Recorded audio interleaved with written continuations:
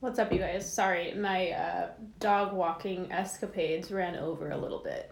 Um, my dog, he really has a mind of his own. I'm still getting used to owning a German Shepherd, which I do not have any experience with German Shepherds.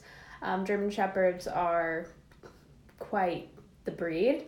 I'm used to owning Golden Retrievers, so Samson has definitely been a challenge for me, and it's good. You know, he's training. I'm doing the right type of training for him. I know he's a working dog, so he needs that kind of structure, and he definitely needs me to be a lot more, not rough, but like a lot more just put my foot down with him. Whereas like a golden retriever is just like, okay, I'll do it. So, anyways, my walk went over just because he has a mind of his own and he needs long walks.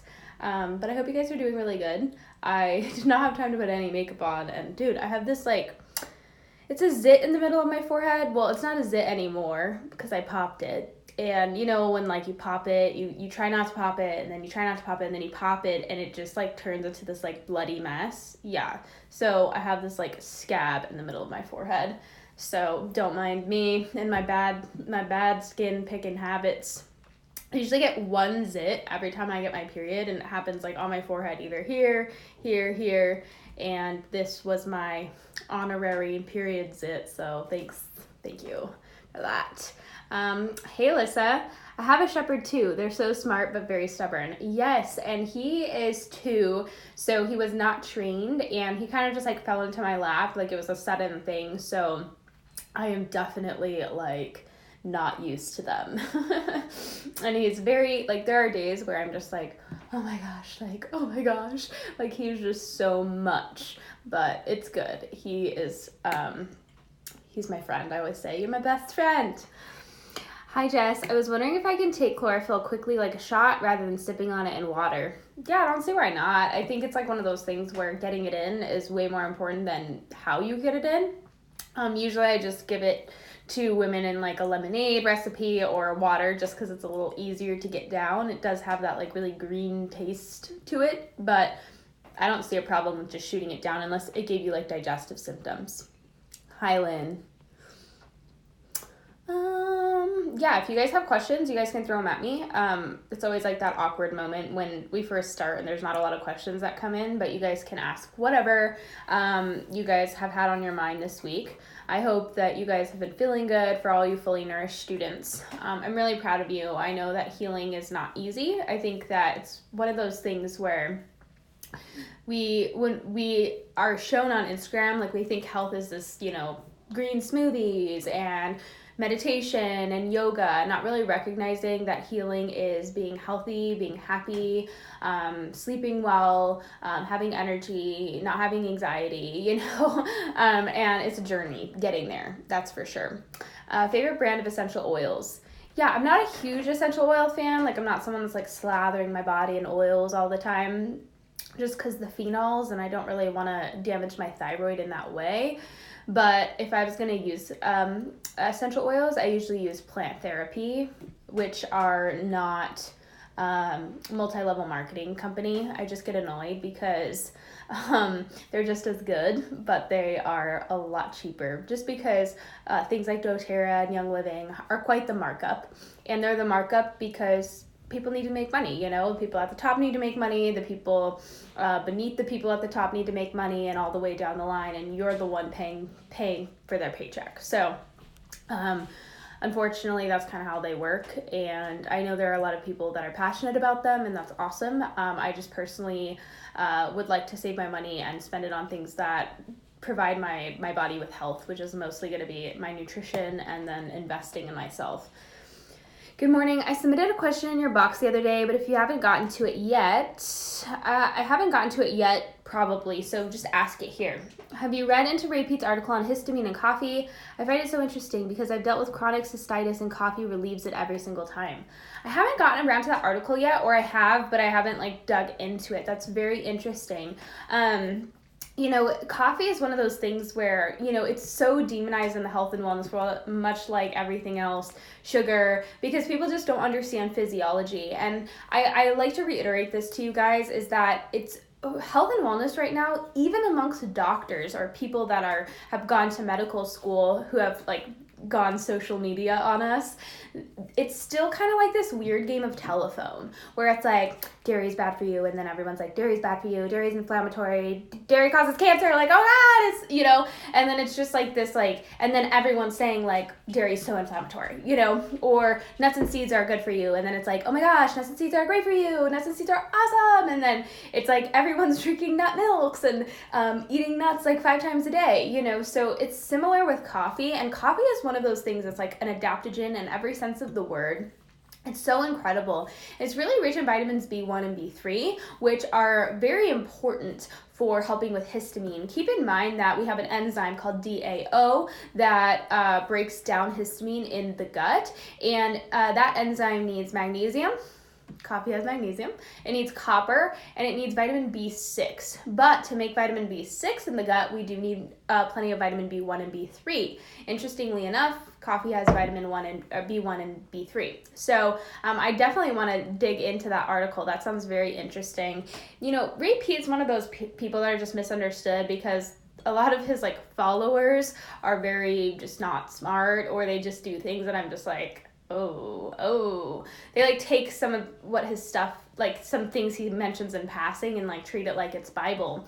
And the amazing thing about Ray Peat is he has spent his whole life as just a scientist, and he's not tied to the bias that comes from scientists who are paid by certain industries to come up with a certain conclusion in his studies. He's seriously curious, and he's spent his whole life experimenting in the lab and on himself in regards to hormones and biology. And he's just an amazing guy because he has devoted his whole life to it. He's so responsive. You know, you can send him an email and he'll send you an email right away.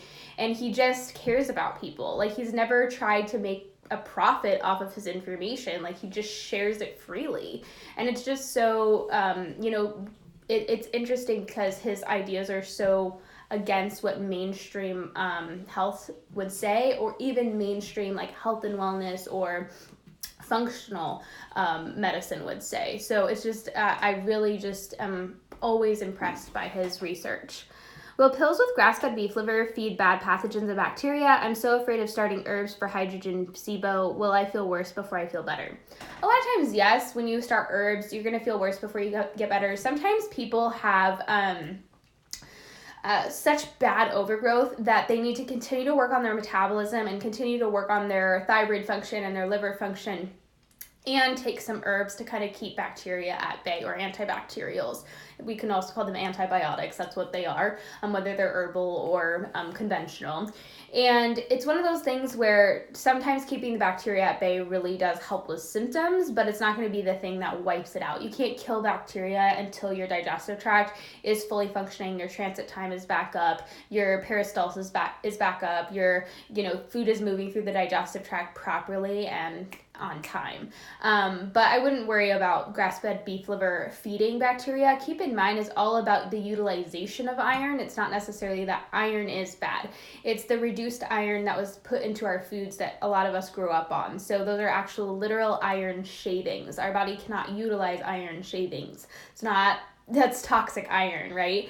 And so we need to make sure we're eating foods that are naturally iron rich, that come with the cofactors that help with iron utilization. That's going to include copper, zinc, B vitamins, and then vitamin C is also very important. And interestingly enough, fresh liver actually does have a lot of vitamin C. Now, the cooking and desiccating process really robs the liver of vitamin C, vitamin E, and vitamin A, but actual fresh liver does have a good amount of vitamin C. So those are all cofactors. And so taking liver in conjunction with all the other minerals, it's not just iron, it has other minerals in it. And then usually if you have really bad bacterial overgrowth and you take herbs, you're going to experience die-off, that's for sure. The biggest thing you want to make sure is if you're on any type of gut protocol, you always need to make sure you're having a regular bowel movement. If you're not, you're going to cause way more problems. You're not going to feel better, and you're probably going to make yourself worse.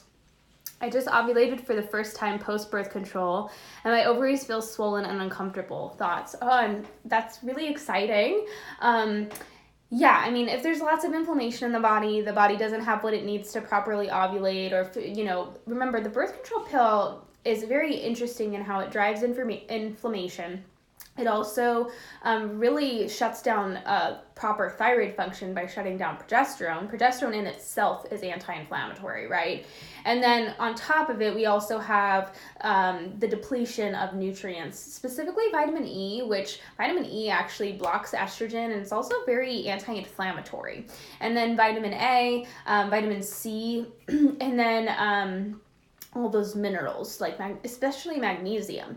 And so a lot of times post-birth control, we have a need for vitamin E, vitamin C, magnesium, and then we sometimes just have to give it a few months, but focusing on liver health and focusing on efficient detoxification is the thing that we can do, because once we actually start to ovulate post-birth control, a lot of times we have excessive estrogen symptoms, lots of estrogen dominant symptoms, because we were taking xenoestrogens for so long without any type of progesterone to block it out. And that's just in the pill alone, on top of all the xenoestrogens we're exposed to in our environment, right? Like hygiene products, pollution in the air, we're exposed to xenoestrogens all the time. So it's just something to keep in mind. Like usually the first 3 cycles after birth control, once you actually start your ovulating and start your period, are going to be rough. And that can include ovulation as well.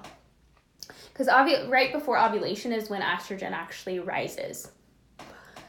My underarms are rank. I've used Crystal for 4+ years and do a bentonite clay mask weekly. Still struggling. I know I'm detoxing, but anything I can do to help in the meanwhile. Embarrassed at work. Yeah, no. It's one of those things where I remember experiencing like a period of time where I was literally felt the same way, like disgusting. The bentonite clay mask, I would do even more often than weekly if you can swing it. But that's crazy that it's not even working. Maybe try milk of magnesia. Doing milk of magnesia in a roller bottle can sometimes do the trick. And then I would up all detoxification strategies. So detox baths or saunas, anything that you can do to start sweating. I really like Dr. Shinga's mustard bath that you can buy on Amazon, because it like makes you sweat like crazy in a bath, but you can always do like a sauna as well. And then coffee enemas are helpful. Castor oil packs are helpful. Like really started to mobilize anything that's trying to get out. The more that you sweat, the faster you're going to get that stuff out. And keep in mind, chlorophyll is an internal deodorizer, so using chlorophyll daily can actually really help with that BO, that stink, because usually that stink is due to iron and other heavy metals. And so magnesium and copper-rich chlorophyll helps with that. And then vitamin C does as well. Do you know anything about toenail fungus and if there's anything that can help get rid of it? A lot of times when we have any type of fungus in other areas of our body, like sinus infections, like in our nose, like blockages, like mucousy throat, thrush. Usually our candida has become, or yeast in itself has become systemic, and our immune system's kind of suppressed. So you always want to make sure that you're not under a lot of stress, you're eating frequently, your thyroid's fully functional, which a lot of times it's not. And then understand that the immune system is really the thing that is struggling to keep the yeast at bay or the fungus at bay. But in the meantime, soaking our feet in like diluted apple cider vinegar baths really does tend to help. We can also get sulfur. It's called Flowers of Sulfur powder. You can get it from a lot of like herbal shops. And sulfur is incredibly antifungal. So adding like a small little amount of that to a foot bath mixed with apple cider vinegar stinks to high heaven, but it will work. Started Just Thrive K2 a couple days ago and have had frequent urination. Any possible correlation? Haven't changed anything else. Interesting. Yeah, I'm trying to think of a correlation. The only thing I can think of is maybe like excessive, like your body's trying to flush something out. I would just keep an eye on it and make sure that it doesn't continue to happen over time. Like sometimes there's an adjustment period, but yeah, I can't think of a correlation, but that doesn't mean there isn't one. It's really interesting. Is it possible to supplement with the DAO enzyme? What is Ray Peat's website called? Yeah, you can always supplement with the DAO enzyme, which is kind of a band-aid. It's not like going to fix anything except for help you help with histamine while you're taking it. But Ray Peat's website is just raypeat.com. Hi Jess, is there any articles you can point me to regarding endo? My sister struggles, and instead of telling her what to do, I'd like to offer research. She's not ready for nutritional change yet. Thank you. Yeah, it's one of those things where if somebody's not really ready for change, you don't want to overwhelm them with research unless you know that that's something that would help her. I'm trying to really think of a good source. I was reading on Real Food Gangsters stories yesterday. I was I went through their story highlights, and there was an interesting one on endometriosis. I thought it was a really they had typed out a long quote about endometriosis being an estrogen issue and progesterone deficiency, and usually having a thyroid component as well. So I thought that was interesting. Go maybe check out their highlights, and it's a highlight labeled stories, and it's about 4 or 5 in. I thought that was really interesting, but I don't do a ton of research on endometriosis just because I know that has a lot to do with estrogen and progesterone and thyroid, and usually when we get that up and running, endo symptoms tend to really relieve. But aspirin is something to really look into because prostaglandins play a huge role in endometriosis pain and endometriosis formation. And so if she's not willing to do anything else but maybe just take something that blocks prostaglandins, aspirin might be a way to do that. Just, make sure she clears it with her doctor, make sure that she doesn't have any blood thinning disorders or anything like that, or isn't allergic to it. But aspirin is a wonderful complement to women with endometriosis because prostaglandins are a driving component. And of course, it's not going to fix everything because estrogen needs to be dealt with, progesterone needs to be raised. If there's a thyroid issue, that needs to be focused on. There needs to be more frequent eating. There needs to be plenty of salt in the diet, plenty of adequate carbohydrate in the diet, plenty of protein in the diet.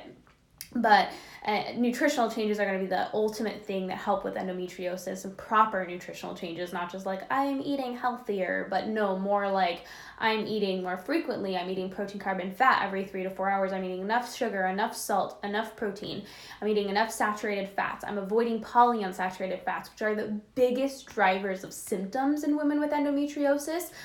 Too many of those polyunsaturated fats are going to be those precursors to prostaglandin production. And then prostaglandins are those little hormone-like compounds that play a role in inflammation and are what cause the scarring and the painful periods. But like I said, aspirin is a great way to block prostaglandins for the short term, in addition to bigger lifestyle changes.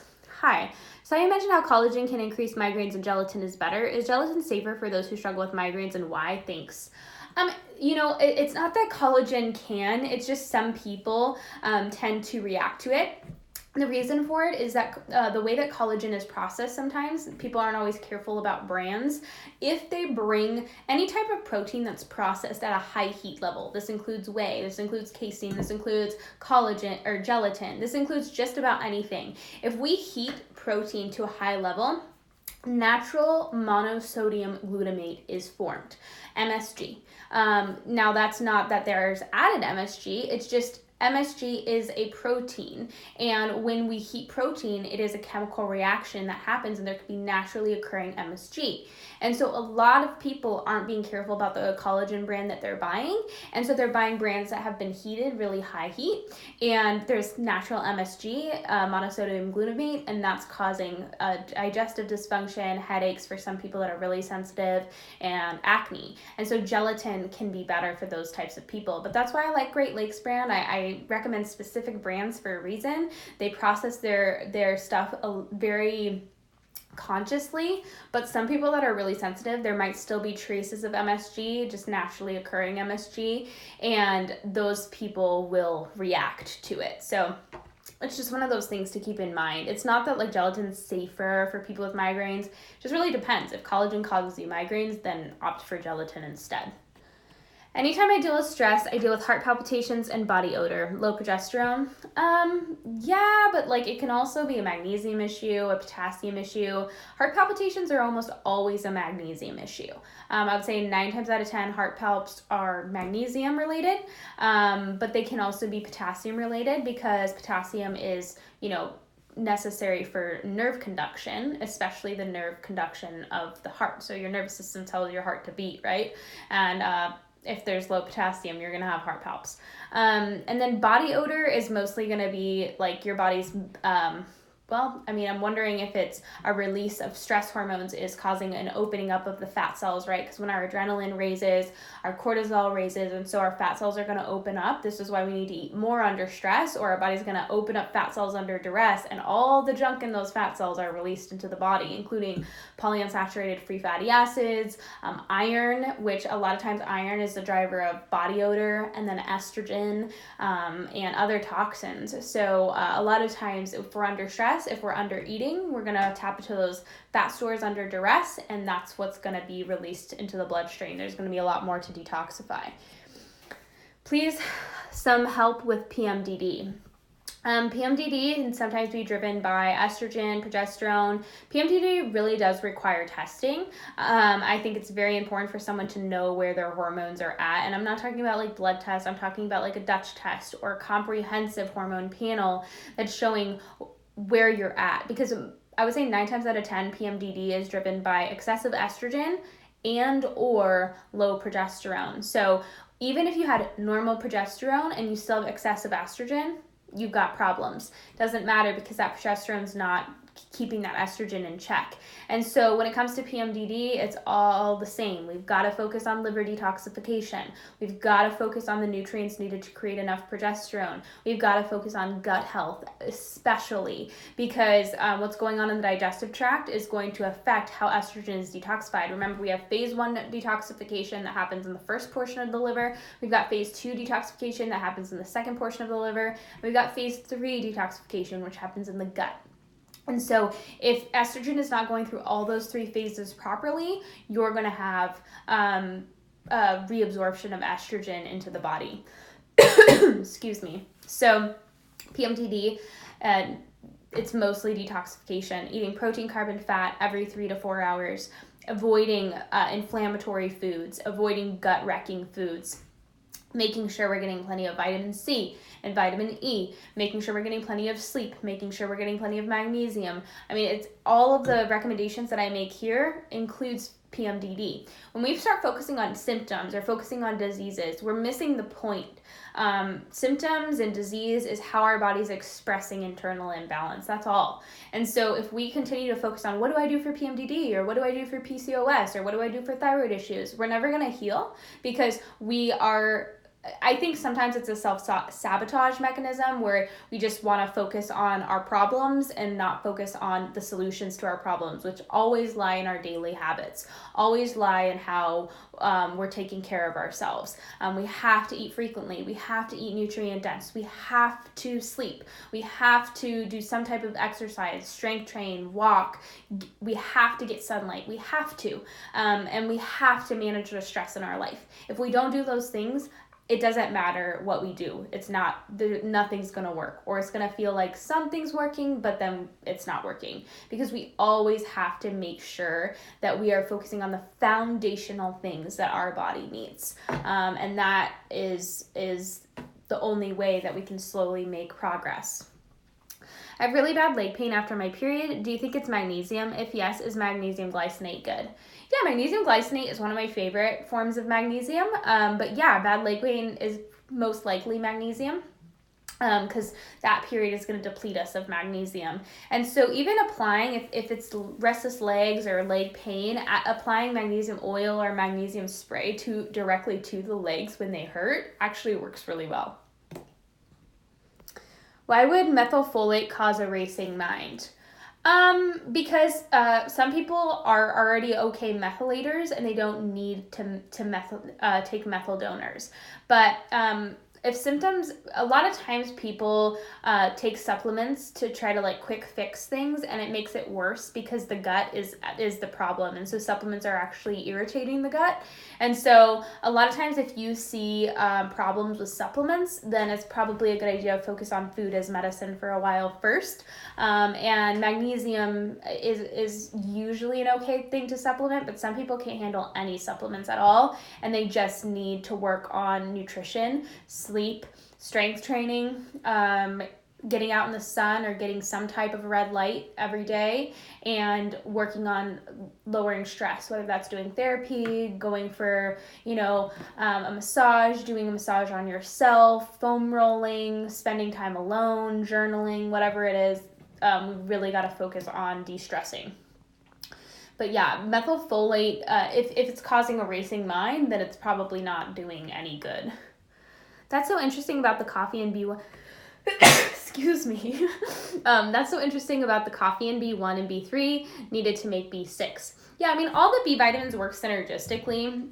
And so a lot of times, 1 or 2 B vitamins are actually necessary as a precursor to other B vitamins. So it's just really interesting. All the B vitamins kind of roll together. I love your Q&As. Thank you, Ellie. Just always wish I had more questions. Thank you for continuing to do these. Of course. I love that you guys just show up. I mean, I know sometimes you guys don't have questions. And I always say, if you think of something during the week, maybe just write it down in your notes app so that you can ask it and you're not like, dang it, I should have asked that.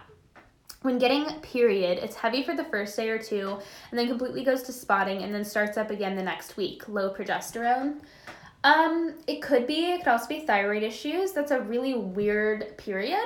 It's kind of like a weird bleed because it's heavy and then completely goes to spotting and then starts up again the next week. So I would almost consider that like, yeah, that's really interesting because it technically is heavy. If it was just spotting, I would consider it like pre-period spotting, and that would most likely be low progesterone. But then I would also investigate thyroid function, and an easy way you can do that is just by taking your temperatures and your pulses. But yeah, I would say probably low progesterone, but of course that's just kind of speculation, but it sounds low progesterone related. Oh, I forgot to ask about this. Is there any probiotic or pre that is good to use so the SIBO does not get fed? A spore-based probiotic is usually your best bet, like Megaspore or Just Thrive. I'm trying to think. Prebiotic-wise, it's very different for all people with SIBO. I usually recommend avoiding the fructooligosaccharides or FOS. So for SIBO, inulin is usually okay. Triphala is usually okay. The prebiotic made by both Megaspore and Just Thrive are usually okay. They're very specific. And then sometimes apple pectin is okay. But the way that you know is if you get incredibly bloated after taking a fiber, like to the point where you feel like you're about to pop, like you could just like put a stick into your stomach and it would like explode like a popping balloon, then you know that fiber is feeding bacteria that you don't want fed. My first almost pain-free period ever. Yay! I know it's been rough for you, Lynn. I know it's been rough. Lynn's in Fully Nourished, and it's been up and down for sure. You are so awesome, and thank you so much for all of your wonderful knowledge. I am shocked. Haha. Yeah, I mean, it usually takes like 3 to 4 cycles to see really big change. The first 3 are always like, meh, or like, I feel worse. But you did the work. You did it. I'm so proud of you. And now it's all uphill from here. Thank you so much. Appreciate all your help and guidance. I pray one day she's ready. She's always in so much pain. Yeah, poor baby. I don't have endometriosis, but I have quite a few clients that do, and I don't envy them, and I know it's a really rough condition to deal with, and they're really told nothing. Like, I remember one client that came to me, she said, I was diagnosed with endometriosis. Does that mean I'm going to die? And I was just like, there's no education, and a lot of times it's a lot of fear mongering involved, and I just think that's so criminal. It bugs me so much, but poor baby. Hi, do you have any brand recommendations for vitamin B complex? Yeah, I always recommend getting your bees from nature if possible. Grass-fed beef liver is an awesome place to get that. And then bee pollen, royal jelly, and what else? unfortified brewer's yeast. So I use Blue Bonnet brand brewer's yeast because it is grown on non-GMO sugar beets. It's not grown on wheat or anything like that. And it's not fortified. But that's my favorite sources of B vitamins, hands down. If you are looking for like a complex, Thorns is okay. Thorns would probably be my choice, like their stress B complex or their B complex. But it's always best to get from food if possible. I like ancestral supplements, desiccated beef liver. What would cause random chills over the whole body? It could be a lot of things. I mean, I'm only speculating at this point, but it could be something as simple as stress hormones, just lots of stress, high cortisol, not eating enough. I've seen weird things happen where people get really, really hot or really, really cold all of a sudden. Thyroid issues, it's about temperature control, and keep in mind your thyroid's almost like the thermostat of your body. But it could also be viruses, infections, things like that. I'm wondering if there's, have you ever had Epstein-Barr or mono before? That could be a driving factor. So I'm honestly not sure. There's a lot of things that could cause that reaction. A chiropractor I follow mentioned how fruits are high in deuterium, and deuterium ruins cellular function. What are your thoughts on deuterium? Thanks. I think people are just pulling weird, I see so much random information on the internet that I almost want to scream. I don't know. I don't have any thoughts on deuterium. I just know that I've worked with hundreds of people that implement fruits and roots and heal their bodies. So that's all I know.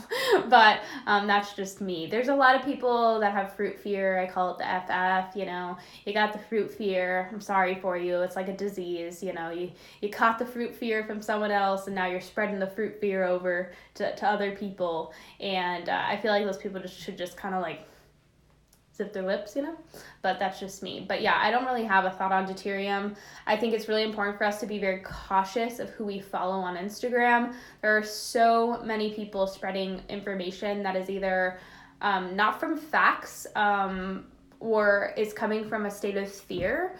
They either like to fearmonger, or they personally have they have not dealt with certain things inside of themselves, and so they're spreading things out of fear unknowingly.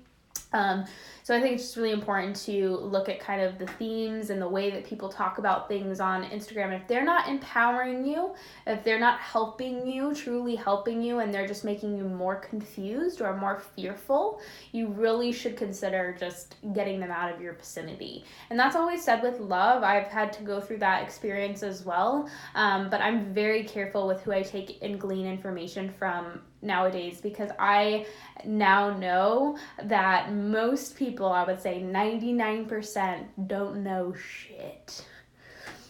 Best tips for bringing back thyroid function. My TSH came back super high on latest labs, not sure why. Yeah, so TSH is thyroid stimulating hormone. It comes from the pituitary gland. It's how the brain's going to talk to the thyroid, and a lot of times the body's registering stress. So as always, basic: eat protein, carb, and fat every 3 to 4 hours. Make sure you're eating enough carbohydrates. Make sure you're eating enough calories. Around 2,000 is usually what women need to be eating. Make sure you're not over-exercising. Are you doing excessive cardio or high-intensity interval training? That needs to stop. Strength training that you can still breathe through your nose is important. Also, are you sleeping 8 to 9 hours a night? Are you being exposed to tons of blue light? That needs to stop. Are you getting enough sunlight, especially red light? Sunlight has red light, but if you're not getting sun, then red light is the next best option. And then how are your stress levels? Are you managing your stress? Are you constantly go, go, go, go, go? Do you constantly say yes to everything? You have to evaluate the basic things when it comes to thyroid health. But the biggest thing is a lot of people don't realize they're eating excessive nuts and seeds, tons of cruciferous vegetables. Cruciferous vegetables are goitrogenic, meaning that they mess with your thyroid's ability to absorb iodine, and that's going to affect your thyroid function. So that's another thing to consider if you're eating tons of cruciferous vegetables. That sometimes needs to stop. And like excessive raw greens as well, like raw vegetables. Lots of fruits and roots are where it's at, and plenty of protein. So if you're getting your protein from plant sources, that's not adequate. We always need protein from bioavailable animal sources, about 100 grams a day. So those are kind of my tips for thyroid health. Had Mirena removed 6 months ago, fine for 6 to 8 weeks, but now heavy periods, low sex drive, spoke to my doctor, said write it out. Anything I can do? Yeah, I mean, your goal is to focus on progesterone, make sure you're ovulating. So if make sure you're tracking your cycle and know if you're ovulating or not. Keep in mind that progestins and Mirena, the Implanon, like all of the IUDs and implants is technically estrogenic, and it's also androgenic. And so a lot of times on the Mirena, they say that you can ovulate regularly on the Mirena, but most women don't. So they're not getting adequate levels of progesterone to kind of balance out estrogen levels. So the first step would be make sure you're ovulating monthly. If you don't know how to track ovulation, check out my highlight story on cycle. I'll walk you through how to track your cycle. And then you want to make sure that you're supporting progesterone levels. So I have a highlight story labeled progesterone. I would check that out. You need the nutrients to make progesterone. But you also need the environment so that your body feels safe enough to reproduce. And then you want to support your digestion, and you want to support your liver health. So that's first always starts with nutrition, right? Protein, carb, fat. We always want to make sure we're nourishing our body properly and providing our body the proper environment. 9 times out of 10, that takes care of detoxification issues. But if not, adding in grass-fed beef liver, chlorophyll, coffee enemas, castor oil packs, eating a raw carrot salad every day. Those are all ways that we can really regularly support our gut health and detoxification. But yeah, that sounds kind of like excessive estrogen and low progesterone to me. My mom, who sits in the sun a lot, has low vitamin D on a blood test. Do you know why, or if it's because she isn't storing it or using a lot? Yeah, so when it comes to vitamin D, there's usually a mineral pattern loss. I feel like if you watch my last live, I said this like 18 times, so I'm sorry if you already heard this like 18 times. But your vitamin D doesn't just go low. A lot of people think it's like, oh, I'm not getting enough sun, or oh, I don't get enough vitamin D, so therefore let me just supplement vitamin D. It's not how it works. Vitamin D is a hormone, and it has a very specific purpose. It calcifies. It helps with calcification. It does a million other things in the body, but it also helps with calcification. And so what happens when you actually go to a point of low vitamin D is we first have to lose potassium. So we are deficient in potassium, and then we become deficient in magnesium. Then our calcium levels shoot up, and then our boron levels will go down, our lithium levels will go down, and our rubidium levels will go down. And so once all of those minerals have become imbalanced, then our body will actually lower hormone D, or vitamin D, because it does not want you to calcify your soft tissues, because calcium has raised, right? If our potassium goes low and our magnesium goes low, our calcium will skyrocket. And so our body is lowering vitamin D out of protection for our soft tissues. It doesn't want us calcifying our arteries, our heart, our tonsils, aka tonsil stones. It doesn't want us calcifying, stones, gallbladder stones, kidney stones. It doesn't want us calcifying anything. And so that's a lot of times why vitamin D goes down. It has everything to do with actual mineral deficiencies and mineral imbalances. And a lot of people actually make themselves worse by supplementing vitamin D because they are now raising ACTH, which is a hormone of the pituitary gland that registers stress or sends a signal of stress to the adrenals. This is why a lot of times people will supplement vitamin D and be like, oh my God, it gave me so much energy for like 2 weeks, right? Because they technically are increasing some stress hormones. But then a lot of people that are on high dose vitamin D actually start to see problems down the line because they are start to calcify things that they're not supposed to, all because they didn't acknowledge the body's wisdom in lowering vitamin D in the first place. So 9 times out of 10, low vitamin D has to do with magnesium, copper, potassium, even boron, and high calcium. Another question, besides coffee enemas, how else can I cleanse the colon and digestive system? You don't need to really cleanse the colon and digestive system. It's not really about cleansing anything. It's more about restoring balance. And so the best way to do it is a raw carrot salad or eating a raw carrot daily. The raw carrot salad is just a little more potent than eating a raw carrot. And it's just a shredded medium carrot with melted coconut oil, a splash of white vinegar, and sea salt. All of those are really antibacterial, and they kind of act like a little bottle brush and kind of clean out the digestive tract daily. Does have to be done consistently and daily. Some other ways to really restore balance to the microbiome is taking spore-based probiotics, taking a really good prebiotic. I like Just Thrive or Megaspore. Eating really well, eating those nice, delicious prebiotics, root vegetables, fruits, specifically tropical fruits, and like squashes, like butternut squash, anything that's kind of like a very gentle, moist fiber is going to do a lot of good for the digestive tract. But we don't really need to worry about cleansing our digestive tract as we do about making sure that our digestive tract is optimally functioning. Is it bad to consume MSG? I don't know much about it. You don't want to be consuming like straight up monosodium glutamate. You don't want to be eating MSG that's like been created in a lab, but there are foods that have naturally occurring MSG, and that's just something that, it's usually fine in small amounts. It's, we always fear things. We've been fear-mongered to worry about all these different things, and it's always about what form are we consuming them in. If they're naturally occurring, a lot of times our body can take care of it. But if it's been manufactured in a lab and we're eating unnatural high amounts of things, that's usually going to be the problem. Had a laparoscopy, fibroid cysts, and minimal endometriosis removed. Along with it, my tubes had adhesions and stuck to my uterus, which was freed. Your thoughts on TTC and period pattern to expect? Honestly, I'm not sure. I'm not a doctor or a surgeon, so that would be a question for your doctor on what to expect. So yeah, I'm honestly, I have no idea what to expect. Aspirin with sodium, hydrogen, and citric acid. I can't find anything that's cleaner. I think that's kind of like a personal thing. Like if you are taking it and you feel fine, that seems pretty clean to me. But yeah, there can be, sometimes people will react to citric acid. Sodium, hydrogen, I'm not sure. But yeah, I mean, that sounds pretty clean. Does fruit have to be eaten on an empty stomach? What about fruit with breakfast? No, fruit does not have to be eaten on an empty stomach. Just eat fruit. Don't worry about the rules. There's no rules to food. And I always eat fruit with breakfast. My pretty common breakfast is going to be eggs and fruit. Most days I eat eggs and fruit for breakfast. I looked up on Trufala for hypothyroidism, weight loss, and get pregnant, but I saw that there's a particular ratio of Trufala that one should take. Thoughts? I just kind of go by what the dosage is on the package. So I usually use Banyan Botanicals or Organic India Trufala, and I usually just go by their recommendations. But I don't really stress about it as long as it's doing its job. But very little amount is necessary. It's usually I think like 1/4 of a teaspoon. Favorite blue blocking glasses. For evenings that really, really work are going to be the UVEX safety goggles. They are not cute. They are the ugliest things you will ever see.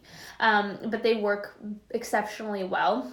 And then I have my eye on a few different ones for during the day that I haven't bought yet. Gosh, I can't remember the brand. It's like Sujis or something like that. I need to check it out. But yeah, I usually just use the UVEX safety goggles once the sun goes down, even though they're not cute. Hi Jess, happy Friday. I recently got my copper IUD removed. Any tips for detoxing excess copper? Congratulations. I wouldn't stress about, your goal is not to detox copper. It's more to increase the utilization. And the two things necessary for that are going to be, well, not the two things, but there's a couple things, but magnesium is going to be the most important thing. But whole foods vitamin C is also really important. Vitamin A is going to be really important. Vitamin E is really important, and then B vitamins are really important. So those are kind of nutrients that I encourage people to focus on, but the main one is going to be magnesium by far.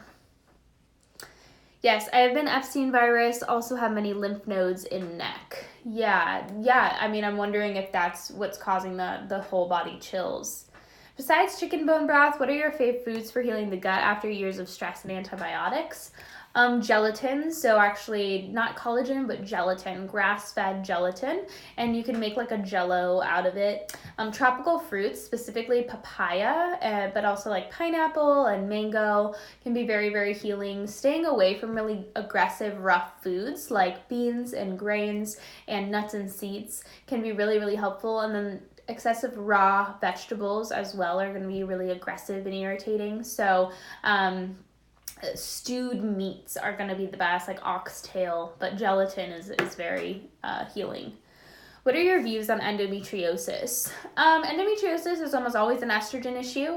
It's a detoxification issue, estrogen issue. A lot of times has a thyroid component, but low progesterone is a driving factor. And so focusing, just how I do with everyone, I do with endometriosis. So take polyunsaturated fats out of the diet, absolutely needs to happen. Take phytoestrogens out of the body. Absolutely needs to happen. So no more nuts and seeds, no more grains, no more beans. We've got to avoid all excessive exposure to estrogens.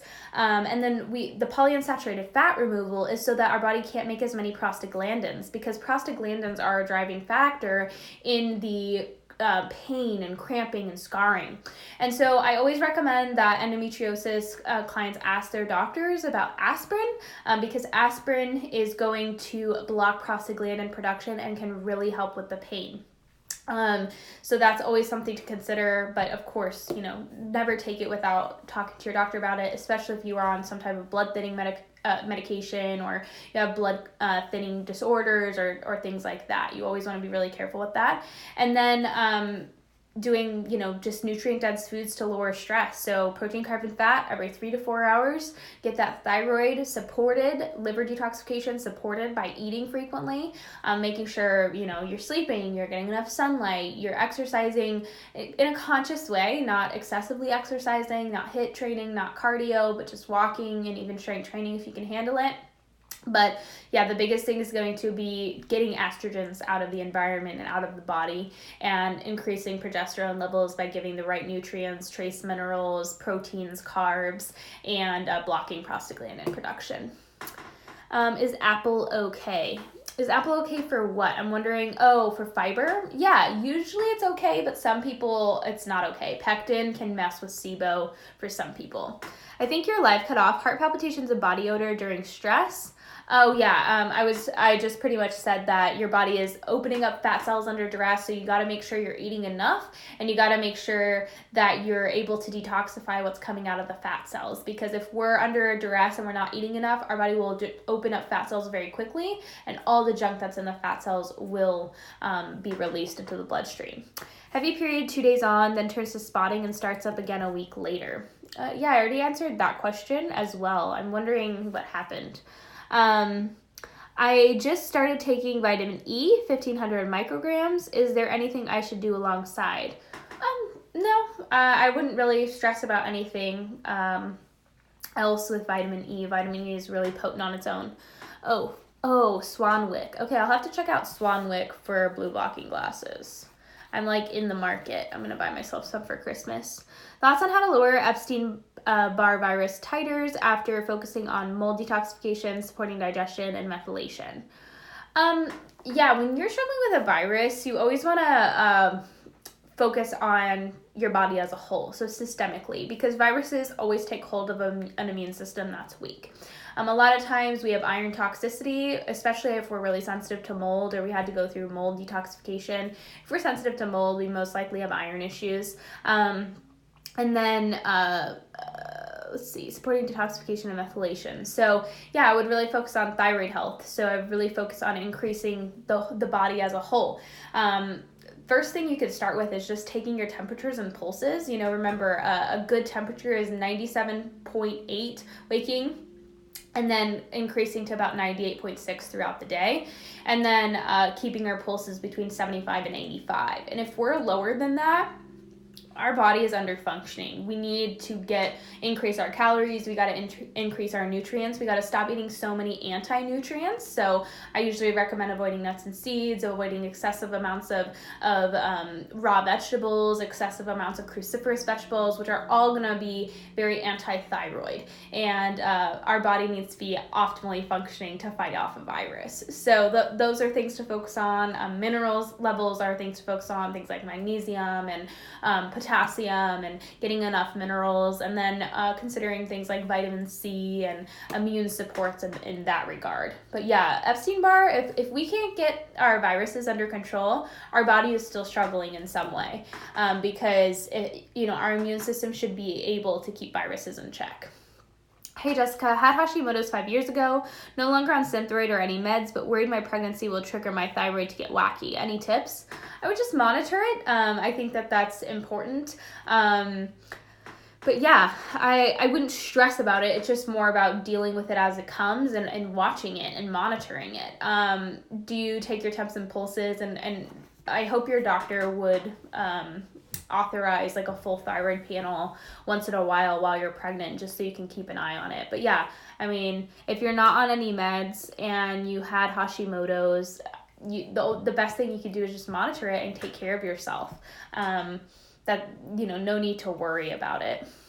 Hi Jess, progesterone is way up and adrenals are following correct curve finally, but I still feel so sensitive to the drops in my monthly cycle. Keep consistent with magnesium. Any other ideas? Usually the biggest thing is if women are super sensitive during their cycle, or their drops are really sensitive, their blood sugar is a problem. They're not eating enough, and they're not eating frequently enough, and they're not eating enough sugar or salt. So that's usually like my three main things. First thing, are you eating enough? Are you eating around 2,000 calories a day, give or take a little bit? You would usually, on the days that you work out, if you work out, you would want to make sure you're a little more, and on the days you don't work out, you probably would be a little less. That's the first thing. If you're eating enough, you'd move on to, are you eating frequently enough? Every 3 to 4 hours is a good kind of time frame. Some women need to eat a little sooner because their blood sugar is so off, but like 3 to 4 is usually a good time frame. And then you would go to, are you eating enough sugar and salt? And sugar in the form of carbohydrates is very important. And so many women are not. And so the simple thing is just getting that fixed, and you're fine. So those are kind of my three main things. If you're doing all the other things right, and your progesterone's good and your cortisol is getting in the right place, then you just always want to evaluate your blood sugar and your diet. And nutrition is something that seems so simple, and so many people are like, I eat really well. And I'm like, but are you actually dialing it in? Because 9 times out of 10, that's what's happening. It's not being dialed in, and those blood sugar ups and downs are what's affecting us throughout the month. Hi Jess, to find my own sugar carb tolerance, can I use blood glucose testing? I had over 120 for 2 hours after meal, too much for me at this time. Yeah, that's not really a good indicator, because it's not about finding, like, the goal would be to eat as many carbohydrates as you possibly can tolerate, because that's the leaner you're gonna get. But a lot of people, especially if they've been like low carb, or they're chronic yo-yo dieters or things like that, they're not going to be able to handle a lot of carbohydrates at once. They have to build up that tolerance. And so the biggest thing is going to be to watch your symptoms and play around with fats and carbs to watch your results change. But you always want to go by, healthy, happy, horny, hungry. You want to have an incredible appetite. You want to be able to clear, 2,000 to 2,500 calories a day, no problem. You want to feel excited about life. You sleep hard. You wake up happy. You wake up excited for the day. You have energy throughout the day. There's no mid-afternoon slumps. Your period is a non-issue. There is no symptoms regarding your period. Your period comes, it's a surprise every time, and there's not excessive bloating or feeling like, I don't want to do anything. That is when you know you're good with your diet. You're perfectly good. And there should never, ever, ever, ever, ever be cravings, excessive cravings. Meaning that it should never be like, oh gosh, I gotta make some like weird concoction out of stevia right now because I'm so craving sugar. Like, that should never happen. If it's happening, you don't have enough carbs in your diet. So that's just kind of like the gauge. I don't think like, I mean, you can definitely monitor your blood glucose. I think that's something that you can totally do. It's probably a good idea, especially if you have a dieting past of like low carb or keto. But that's not like a great way to find your carb tolerance, in the sense of like your goal is to eat a lot of carbs in the day. The more carbs we can eat or clear and be able to process, the more energy we will have. That's for sure. Like the drop of estrogen after ovulating and the drop of progesterone around day 26 to 27. Yeah, I would definitely focus on blood sugar, eating more sugar and salt, making sure you're getting enough protein, about 100 grams a day, and just make sure you're eating enough in general. Do you have a favorite brand of B3? Good dose. I usually will just use bulk supplements brand, and usually if you use too much niacinamide, you're going to get a headache. So I usually keep it around under 500 milligrams, but I think that their capsule is like 650. So sometimes I'll cut that in half. Or sometimes I'll take the whole 650, but sometimes I will get a headache from it because I'm taking a little too much. What causes leg and hand twitches when sleeping and in the phase when someone goes into sleep? I would say probably magnesium, but I don't know. Yeah, I would say I would guess magnesium. What fruit are okay with SIBO? The non-fibrous ones tend to do the best. So like tropical fruits like papaya, mango, and then cooked fruits like cooked nectarines, cooked peaches, cooked apple, cooked pears. Like just cooking most of those fibrous vegetables, like berries are pretty fibrous, apples are fibrous, pears are fibrous. And then if you can get ripe peaches, you can usually do stone fruits raw. But if you can't get them and you have to like get them frozen, then I would stew them with some like sugar and make sure they're cooked down really well. But tropical fruits tend to be the best. Hi Jess, are you still able to order HTMA for your clients in Canada? Yes, I have to like recheck my my like how to go about it. I don't do clients in Canada. I haven't ordered. I usually have them get it themselves, but I do believe I can. I just need to review how to do that and how to get that for them the quickest possible way. Is it possible to purchase Nature Thyroid without a prescription to Europe? I'm not sure. That's something you'd have to look into. I don't know. In the US, it's hard to get Nature Thyroid without a prescription. Pain or pressure in tailbone, back area, possible prostaglandins? Yes, so lower back pain, absolutely. It can a lot of times be digestive or liver related. But yeah, possible prostaglandins for sure, because think about like prostaglandins are they're like hormone-like compounds that cause that cramping of the uterus. So they cause the uterus to contract, but in excessive amounts, they can cause the gut to contract. They can cause the lower back muscles to contract, and it can almost feel like pain. So yeah, it could possibly be prostaglandins for sure. Might be a silly question, but wondering about the hormone D UVB light. Is it okay if it's just over one small part of the body, just the stomach, or does it have to be over your whole body at once? Yeah, I think it can be a part of, on just a small part of your body, but I would kind of set it a little bit farther away. I wouldn't do it too close for the sake of just preventing burns, and always protect your eyes. My cycle's also 2 days heavy, stops 2 days, spots the last. FN has been so good for me, but my pulses are still low. Temps normal, but maybe they are raised to compensate. Next step, HTMA. Yeah, I would say next step is just getting minerals kind of more balanced. Sometimes it takes time. As long as you're feeling really good, I think like obsessing over symptoms is not always the best route to go. Temps can take a while to raise, but a lot of times, pulses can take a long time to raise. Temps are easier to raise than pulses, especially if there's mineral imbalances involved. So potassium can affect pulses, magnesium can affect pulses. So pulses can be a little bit more of a challenge. And then, your periods doesn't sound like it's too excessively weird, like 2 days heavy, stops 2 days, and then spots the last 2. But you would want it to start to balance out over time. But it might take a good while to see it get a little bit more regular. Because I remember, I think you had mid-cycle spotting. I could be wrong, but I think that was a thing that you were dealing with. So that being gone is a huge indicator that you're moving in the right direction. You ain't lying. I'm hungry all the time now since Fully Nourished. I was starving myself for so long before. We're lucky to have you. Oh, I'm so glad, Sandy, that you're feeling better. And I hope that your sister will see you and ask like maybe, you know, what are you doing? Because I feel like fully nourished is easier to implement than like excessively restrictive diets. Cracked tongue after tropical fruits. Cracked tongue is usually a sign that there's yeast in the digestive tract. So, you know, that's totally possible that the fruits are feeding the yeast overgrowth. But the only way to really fix yeast is to work on getting your digestive system functioning as a whole.